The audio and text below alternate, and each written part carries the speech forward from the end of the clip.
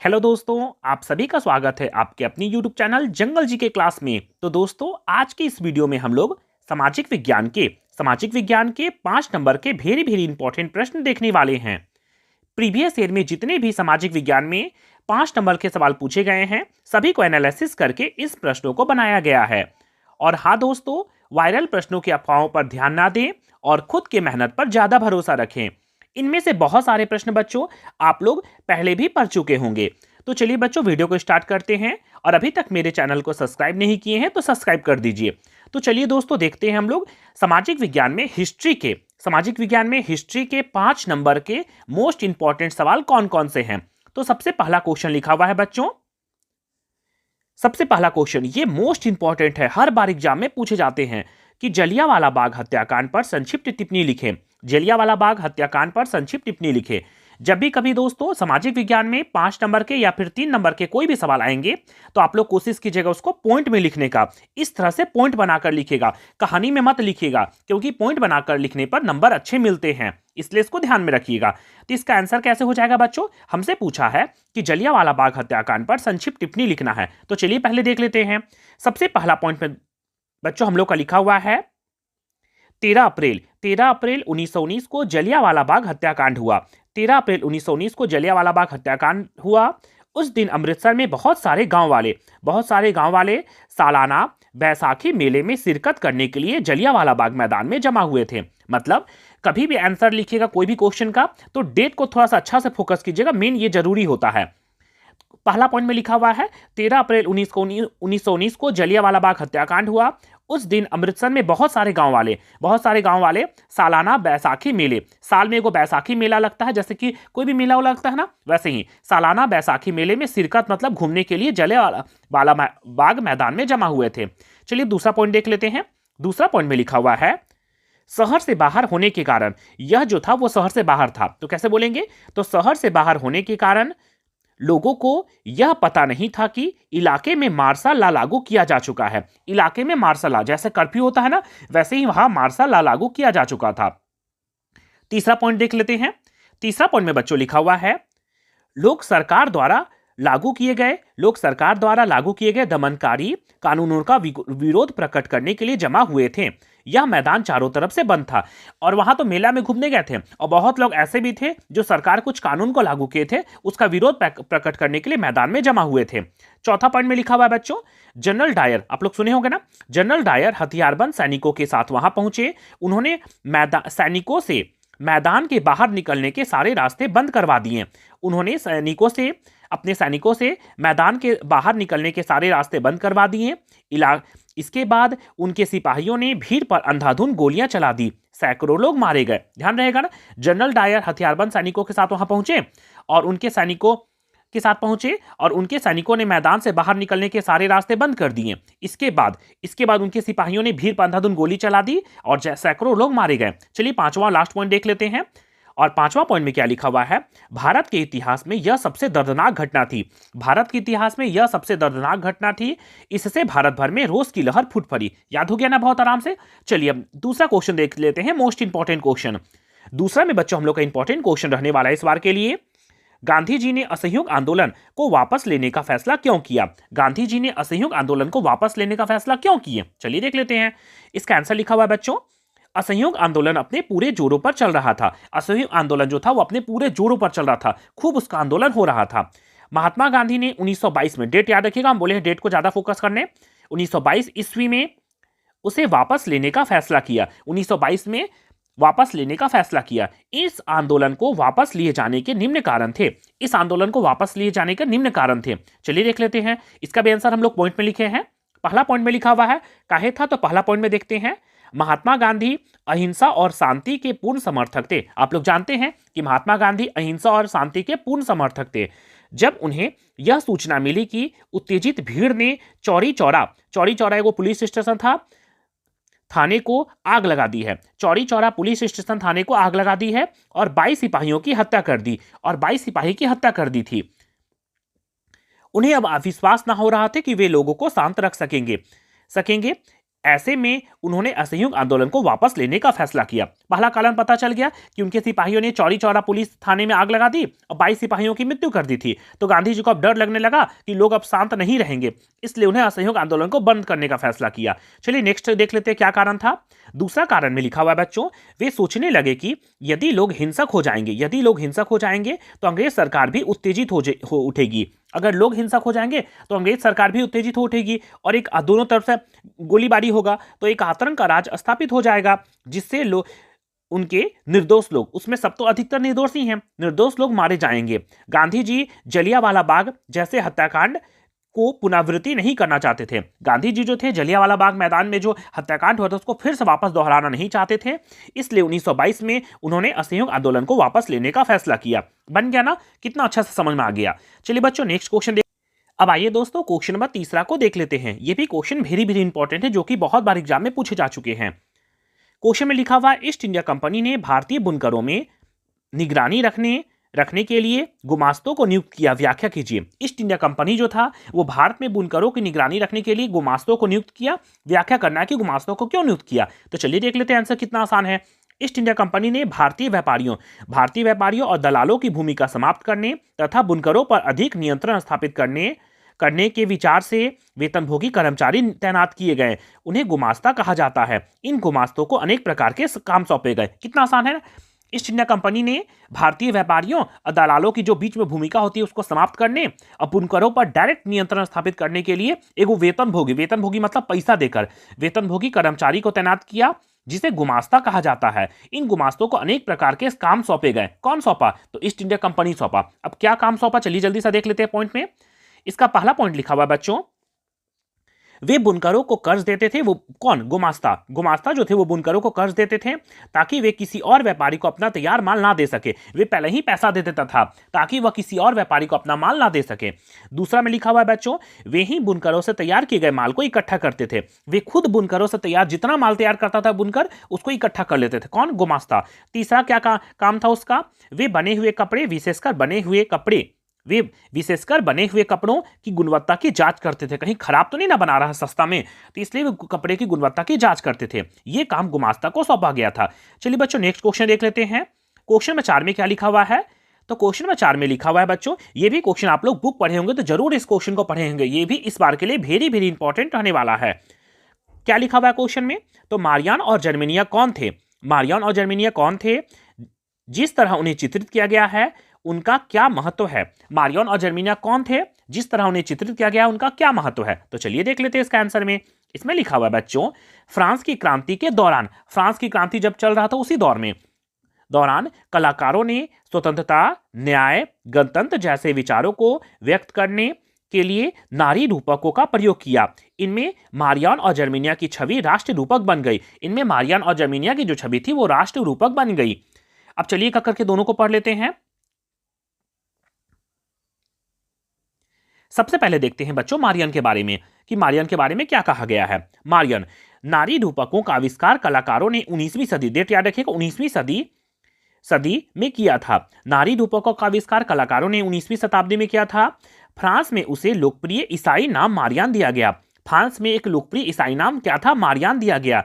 उसे लाल टोपी, कलगी, तिरंगा के साथ दिखाया गया था। उसको कैसे दिखाया गया था? तो उसको टोपी, लाल टोपी, तिरंगा और कलगी के साथ दिखाया गया था। आप लोग देखेंगे बहुत सारे अच्छे अच्छे नेता लोग रहते हैं, उनकी मूर्ति चौक चौराहों पर लगाई जाती है अच्छा से कपड़ा उपड़ा पहनाकर। तो बस वही है, उसी को बोला था। फ्रांस में जो फेमस थी रूपक उसको बोला था मारियन, और उसको लाल टोपी, तिरंगा, कलगी के साथ दिखाया गया था। अब चलिए नेक्स्ट आते हैं। इसी में और लिखा हुआ है क्या? मारियन की प्रतिमाएं सार्वजनिक चौक चौराहों, अभी बताया ना कि सार्वजनिक चौक चौराहों पर लगाई गई ताकि जनता को एकता का राष्ट्र प्रतीक की याद आती रहे, एकता की राष्ट्र प्रतीक की याद आती रहे। चलिए नेक्स्ट देख लेते हैं और इसमें क्या लिखा हुआ है और क्या क्या किया। तो मारियन की जो छवि है सिक्कों तथा डाक टिकटों पर अंकित की गई। मारियन की जो छवि थी उसको सिक्कों और डाक टिकटों पर भी लगाया गया। अब आते हैं जर्मेनिया के बारे में, दोनों के बारे में पूछा गया है। जर्मेनिया में क्या होगा बच्चों? जर्मेनिया जर्मन राष्ट्र का रूपक बन गई। जर्मेनिया जो थी वो जर्मन राष्ट्र का रूपक बन गई। जर्मेनिया बलूत वृक्ष पत्तों का मुकुट पहनती थी। जर्मेनिया जो थी वो बलूत वृक्ष पत्तों का मुकुट पहनती थी, क्योंकि जर्मन बलूत वीरता का प्रतीक है। जर्मन जो बलूत है वो वीरता का प्रतीक है। याद हो गया ना? जरूरी नहीं है दोस्तों कि मेरे ही आंसर को याद कीजिएगा, आप लोग अगर पहले से भी याद किए हैं तो बस क्वेश्चन देख लीजिए, आप लोग आंसर इसको जरूर याद कीजिएगा। ये सारे क्वेश्चन इस बार के लिए वेरी वेरी इंपॉर्टेंट रहने वाले हैं। चलिए दोस्तों नेक्स्ट क्वेश्चन देख लेते हैं। ये तो बहुत इंपॉर्टेंट क्वेश्चन दोस्तों इस बार के लिए, G77, ध्यान रखिएगा G77। आप लोग फर्स्ट सेकंड टर्मिनल का एग्जाम दिए होंगे तो क्वेश्चन देखे होंगे, जरूर आया होगा क्वेश्चन G77। चलिए देख लेते हैं G77 क्या है। G77 को ब्रिटेन वुड्स की जुड़वा संतानों की प्रक्रिया किस आधार पर कहा जा सकता है, व्याख्या कीजिए। आंसर देख लेते हैं। तो इसमें लिखा हुआ है बच्चों G77 के बारे में थोड़ा सा पहले जान लेते हैं। G77 विकासशील देशों का एक समूह था। G77 क्या है? तो G77 विकासशील देश, विकासशील मतलब होता है जो अभी तक विकास कर रहा है, और विकसित होता है जो पहले से विकसित कर चुका है। तो भारत जो है वो विकासशील देश है। तो बोल रहा है इसमें क्या है कि G77 क्या होता है? तो G77 विकासशील देशों का एक समूह था जिन्हें 1944 में होने वाले ब्रिटेन वुड्स के सम्मेलन में होने वाले नियमों से कोई विशेष लाभ नहीं हुआ था। G77 का जो बैठक हो रहा था 1944 में, इसमें विकासशील देशों को कोई विशेष लाभ नहीं हुआ था, इसलिए वे एक नई अंतर्राष्ट्रीय प्रणाली की मांग कर डाले। इसलिए विकासशील देश लोग जो था वो एक नई अंतर्राष्ट्रीय प्रणाली की मांग कर डाले थे। चलिए नेक्स्ट देख लेते हैं। आगे क्वेश्चन में बोला था कि ब्रिटेन वुड्स, G77 को ब्रिटेन वुड्स की जुड़वा संतानों के रूप में विकास कैसे विकास हुआ? तो ब्रिटेन वुड्स के सम्मेलन में अंतर्राष्ट्रीय मुद्रा कोष और विश्व बैंकों का जन्म हुआ था। ब्रिटेन वुड्स का जो सम्मेलन हुआ था उसमें दो का जन्म हुआ था, एक अंतर्राष्ट्रीय मुद्रा कोष IMF और एक विश्व बैंक वर्ल्ड बैंक का जन्म हुआ था, जिन्हें ब्रिटेन वुड्स की जुड़वा संतान, जुड़वा मतलब दो को होना चाहिए ना, तो दो को, IMF अंतर्राष्ट्रीय मुद्रा कोष और विश्व बैंक का जन्म हुआ था, जिन्हें ब्रिटेन वुड्स की जुड़वा संतान कहा जाता है। ब्रिटेन वुड्स की जुड़वा संतान कहा जाता है, समझ में आ गया? क्योंकि अंतर्राष्ट्रीय मुद्रा कोष और विश्व बैंक पर केवल कुछ शक्तिशाली देशों का ही दबदबा था। अभी बताया था ना कि केवल शक्तिशाली देशों का ही उस पर दबदबा था, इसलिए विकासशील देशों के G77 देशों ने नई आर्थिक प्रणाली की मांग कर डाली, और विकासशील देश था जो G77 बैठक हुआ था उसे नई आर्थिक प्रणाली की मांग कर डाली कि हमको ये भी सहायता चाहिए। अब चलिए देखते हैं पहला में क्या सहायता था। पहला में बोले थे बच्चों वो लोग, उन्हें विकास के लिए अधिक सहायता मिल सके, उन्हें विकास के लिए अधिक सहायता मिले, उन्हें कच्चे माल का सही दाम मिल सके, और उन्हें अपने तैयार मालों के लिए विकसित देशों में के बाजारों में बेचने के लिए बेहतर पहुंच मिले। उन्हें जो अपना तैयार माल करेंगे जो विकासशील देश लोग, उनको विकसित बाजार में बेचने का भी मौका मिले कि हम बेच सके, ये था उसमें। चलिए बच्चों नेक्स्ट क्वेश्चन देख लेते हैं, क्वेश्चन नंबर 6 को। नेक्स्ट क्वेश्चन नंबर 6 को बच्चों, ये भी क्वेश्चन वेरी वेरी इंपॉर्टेंट है, आप लोग एग्जाम दिए होंगे तो जरूर इस क्वेश्चन को देखे थे। इटली का एकीकरण और जर्मनी का एकीकरण बहुत बार पूछा है, लेकिन ज्यादा इंपॉर्टेंट इटली का एकीकरण है। इटली के एकीकरण पर संक्षिप्त टिप्पणी लिखें, कैसे बोलेंगे? तो इटली का एकीकरण, अब चलिए देख लेते हैं। इसका भी आंसर पॉइंट में है। मैंने बताया ना दोस्तों कि जितना भी आप लोग आंसर लिखेगा सभी को पॉइंट में लिखेगा, जिससे कि नंबर बहुत अच्छे मिलते हैं और टीचर लोग आराम से उसको पढ़ लेता है। पहला पॉइंट में लिखा हुआ है बच्चों, 19वीं सदी के प्रारंभ में इटली कई छोटे छोटे राज्यों में बटा हुआ था। इटली एकीकरण मतलब एकजुट करना, तो बोल रहा है 19वीं सदी, ध्यान रखिए 19वीं सदी के प्रारंभ में इटली कई छोटे छोटे राज्यों में बटा हुआ था, जिनमें सबसे शक्तिशाली सार्डिनिया का राज्य था। इसमें सबसे शक्तिशाली जो था वो सार्डिनिया का राज्य था।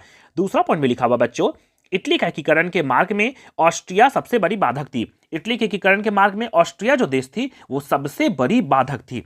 तीसरा पॉइंट है बच्चों, इटली के एकीकरण का जनक ज्यूसेपे मेत्सिनी को माना जाता है। इटली के एकीकरण का जो जनक है वो ज्यूसेपे मेत्सिनी को माना जाता है, इसको ध्यान रखना है। बोलेगा कि सबसे बड़ी बाधक कौन थी, तो सबसे बड़ी बाधक थी ऑस्ट्रिया, और सबसे विकसित देश कौन था उसमें, तो सार्डिनिया, और जनक किसको बोला गया है, तो उसको बोला गया है ज्यूसेपे मेत्सिनी को।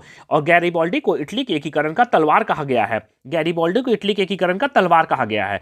नेक्स्ट और चौथा पॉइंट देख लेते हैं, और पांचवा पॉइंट में लिखा हुआ बच्चों, इटली में राष्ट्रीयता की भावना जागृत करने का श्रेय नेपोलियन बोनापार्ट को जाता है। इटली में राष्ट्रीयता की भावना जागृत करने का श्रेय नेपोलियन बोनापार्ट को जाता है। इस प्रकार इटली के एकीकरण की प्रक्रिया में ज्यूसेपे मेत्सिनी हम पढ़े हम लोग, गैरिबाल्डी जिसे तलवार कहा गया था, नेपोलियन बोनापार्ट की विशेष भूमिका थी। बस हो गया इटली का एकीकरण, बहुत सिंपल सा है, आसानी से आप लोग याद कर लीजिएगा। चलिए बच्चों नेक्स्ट देख लेते हैं, क्वेश्चन 7 में क्या पूछा गया है। नेक्स्ट क्वेश्चन में 7 बच्चों वेरी वेरी इंपॉर्टेंट है। पहले विश्व युद्ध, ये पूरे हिस्ट्री बुक का निचोड़ है, ध्यान रखिएगा, पूरे हिस्ट्री बुक का निचोड़ है ये। पहले विश्व युद्ध के समय भारत की औद्योगिक उत्पादन क्यों बढ़ा? पहले विश्व युद्ध के समय भारत की औद्योगिक, जो पहला विश्व युद्ध हुआ था उसमें भारत की औद्योगिक विकास क्यों बढ़ा? तो आंसर लिखा हुआ बच्चों, पहले विश्व युद्ध के समय भारत के औद्योगिक उत्पादन बढ़ने का निम्न कारण था। पहला विश्व युद्ध जैसे ही स्टार्ट हुआ, भारत में औद्योगिक मतलब उद्योग बहुत तेजी से बढ़ने लगा। उसका पहला कारण क्या है? पहले विश्व युद्ध में ब्रिटेन ऐसे उलझ गया था कि उनका ध्यान केवल बचाव में लग गया था। जैसे ही पहला विश्व युद्ध हुआ तो ब्रिटेन मतलब इंग्लैंड जो है वो उलझ गया, अपने में ही उलझ गया शांत करवाने के लिए।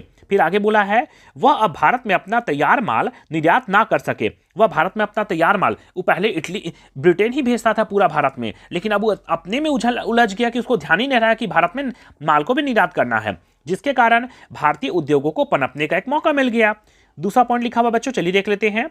दूसरा पॉइंट में लिखा हुआ बच्चों, इंग्लैंड के सब कारखाने निर्यात की विभिन्न चीजों को बनाने के बजाय सैनिक सामग्री में लग गए। इंग्लैंड के जितने कारखाने थे सभी सब बंद कर दिया सामान बनाना, केवल बोला कि सैनिक का सामान बनाओ, सैनिक का सामान बनाओ। तो सैनिक सामग्री बनाने के में लग गए, इसलिए भारतीय उद्योगों को रातों रात एक विशाल देसी बाजार मिल गया। इसलिए अब सोचा बाहर से तो माल आएगा, तो बाहर से माल नहीं आ रहा तो भूखा तो नहीं ना रहेगा, इसलिए अपना उद्योग स्थापित कर दिया। तीसरा पॉइंट बच्चों देख लेते हैं। तीसरा पॉइंट में बच्चों लिखा हुआ है पुराने कारखानों के साथ साथ बहुत सारे नए कारखाने खुल गए। पुराने कारखाने जो पहले से बंद था वो तो चालू हुआ ही, बहुत सारे नए कारखाने खुल गए, जिससे उद्योगपति जो पैसा लगाता है उद्योगपति को ही नहीं वरन मजदूरों और कारीगरों को भी चांदी हो गई। मजदूरों और कारीगरों की भी क्या हो गई? चांदी हो गई, मतलब अच्छा हो गया उसके लिए। इस प्रकार प्रत्यक्ष या अप्रत्यक्ष रूप से देखा जाए तो प्रथम विश्व युद्ध उद्योगों के लिए, भारतीय उद्योगों के लिए एक वरदान सिद्ध हुआ। प्रथम विश्व युद्ध जैसे ही स्टार्ट हुआ तो भारतीय उद्योगों को बढ़ने का एक वरदान सिद्ध हो गया। चलिए बच्चों नेक्स्ट क्वेश्चन देख लेते हैं, क्वेश्चन नंबर 8 को। ये भी बहुत इंपॉर्टेंट है, ये हम लोग का बुक का लास्ट चैप्टर से दिया हुआ है। मुद्रण संस्कृति ने भारत में राष्ट्रवाद के विकास में क्या मदद की है? तो इसका आंसर लिखा हुआ है बच्चों, मुद्रण संस्कृति ने भारत में राष्ट्रवाद के विकास में क्या मदद की है? तो इसका आंसर लिखा हुआ है बच्चों, मुद्रण संस्कृति ने भारत में राष्ट्रवाद के विकास में निम्न प्रकार से मदद की है। पहला पॉइंट में क्या लिखा हुआ है ये देख लेते हैं। पहला पॉइंट लिखा हुआ बच्चों, मुद्रण संस्कृति ने भारत में राष्ट्रवाद के उदय और विकास में महत्वपूर्ण योगदान दिया। मुद्रण संस्कृति ने भारत में राष्ट्रवाद के उदय और विकास में महत्वपूर्ण सहायता किया। चलिए देख लेते हैं दूसरा पॉइंट। दूसरा पॉइंट लिखा हुआ बच्चों, यह एक शक्तिशाली माध्यम बन गया जिससे राष्ट्रवादी भारतीय देशभक्ति की भावना का प्रसार, आधुनिक आर्थिक, सामाजिक और राजनीतिक विचारों के प्रचार प्रसार और जनसाधारण में जागृति का विकास हो गया। बस हो गया। तीसरा पॉइंट बच्चों देख लेते हैं, तीसरा पॉइंट में क्या लिखा हुआ और क्या फायदा हुआ मुद्रण संस्कृति से। नेक्स्ट बच्चों तीसरा पॉइंट देख लेते हैं जल्दी सा। तीसरा पॉइंट में लिखा हुआ बच्चों इसका, प्रेस के माध्यम से राष्ट्रवादियों के लिए अपने विचारों को जन जन तक पहुंचाना आसान हो गया। प्रेस के माध्यम से भारतीय राष्ट्रवादियों को अपने विचारों को जन जन तक, एक जन से दूसरे जन तक पहुंचाना आसान हो गया। अतः मुद्रण संस्कृति के विकास ने भारतीयों के आत्मगौरव और देश प्रेम को जागृत करके उन्हें स्वाधीनता के मार्ग की ओर अग्रसर किया। इस प्रकार बच्चों ये सारे क्वेश्चन हम लोग पढ़ लिए, जो कि हम लोग के लिए मोस्ट इंपॉर्टेंट रहने वाला है इस बार के बोर्ड एग्जाम के लिए।